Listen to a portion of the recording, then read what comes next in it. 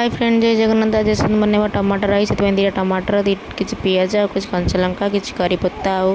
किसी भजा बादाम नहीं प्रथम कड़ाई तेल पकड़ा तेल तातीगला जीरा पकईदे कटा होता पिज और कंचा लंका को भलसे भाजीदे पिज होगला से काट रखिए टमाटर पकईदे टमाटर पकई भलसे गोल देला लुण पकईदे लुण पकईदेला टमाटर सब नरम हो जाए किसी करी पत्ता रखिए करी पत्ता पकईदे पकई सारा टमाटर भलसे मिसीगला हलदी लंका गुंड धनिया गुंड और जीरा गुंड पकईकि भलसे मसला को कषिदेवे कषिला बादाम पकईदे बादाम की भलसे कषिदे कि पानी दे जमी सब मसला सब मिसीज टमाटर सहित भात पकईकि गोलईदेवे ये आमर होगला टमाटर राइस देखो गरम गरम गोटे प्लेट को